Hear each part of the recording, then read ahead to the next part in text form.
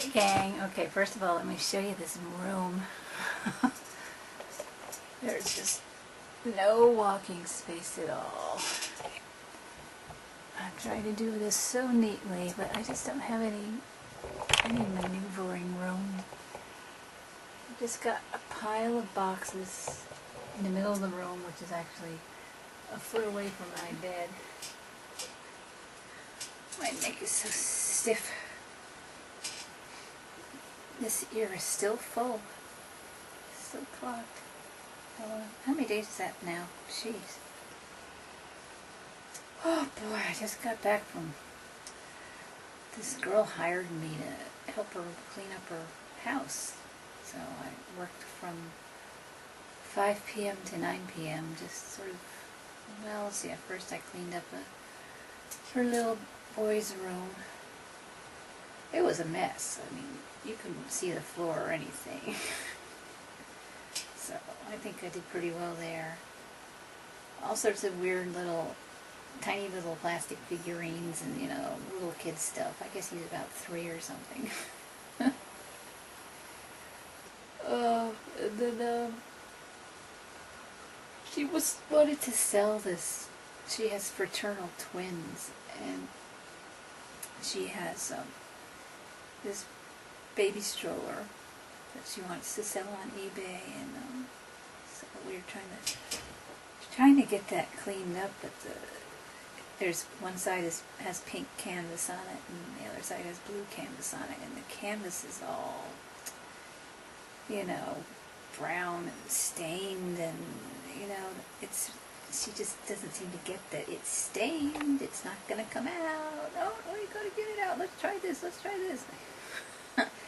I think she's about 30, and you know how 30-year-olds know everything, right? Yeah. Then they'll when they really do know everything is when they turn 40 and realize that they don't know everything. That's what happened to me anyway.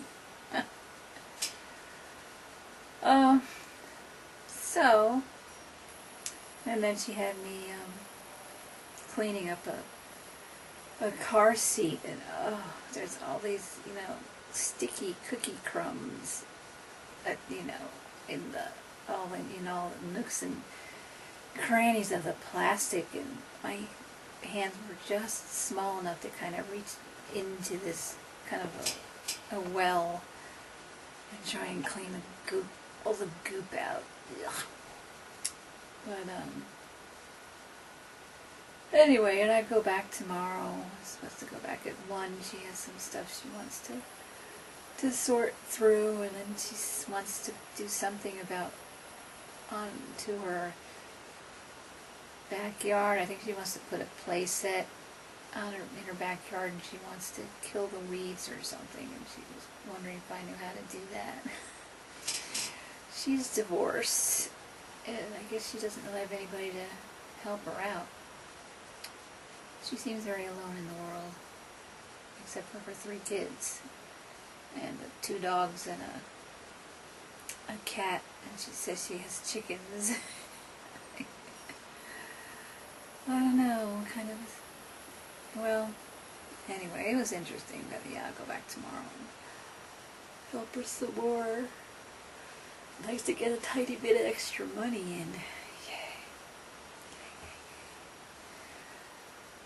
So, okay, about this job. Initially, it was, Suzanne is about my age, and she had 2 parents, both in their 80s, both on oxygen, and she works full-time. Her father's a vet, and she has people from the VA come in the mornings to help attend to him. And he's in pretty good shape, but except for his lungs, and he needs a little clean up in the bathroom department. And I'm not sure really about the situation with her mom. So last Friday, wow, a week ago, we met at Starbucks and talked.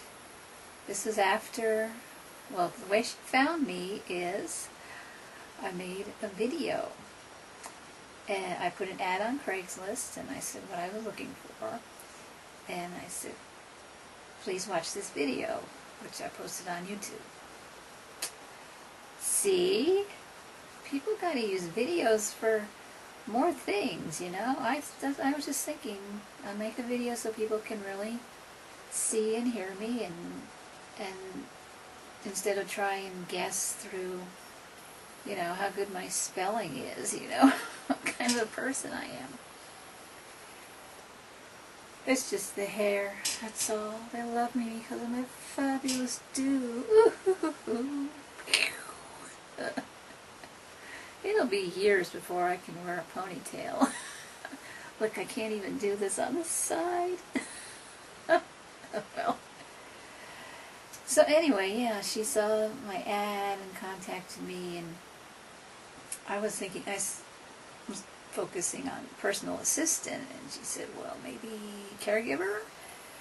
Because she needs somebody to just be in the house with her parents and really not do a whole lot, and she pay room and board.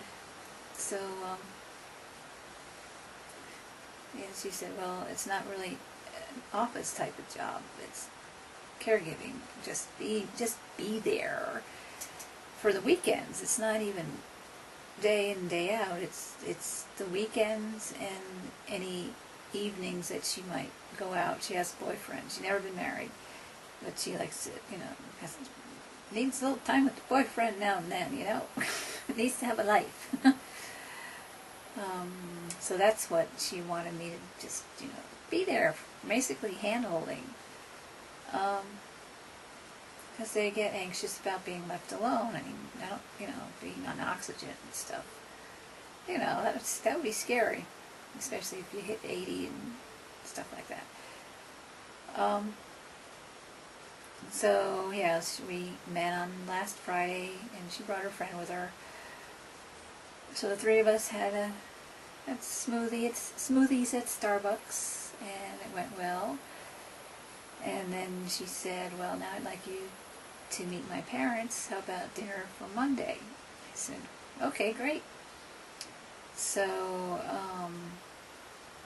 she called me Monday morning and said, I'm sorry, I forgot I have to take my dad to a doctor's appointment. Can we reschedule for Wednesday? I said, okay, that's fine. Well, her mom, the day before, so the Thursday before we had the first meeting, I think it was, her mom has phlebitis, and they needed to put her in the hospital for treatment, and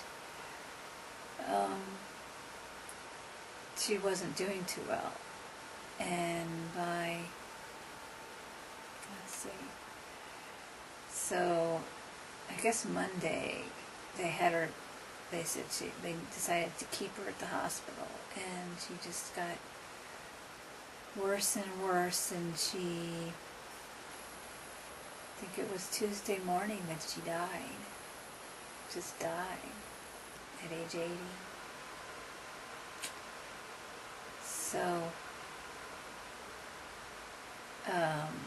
so I was contacted and said, well, I have to postpone dinner again to,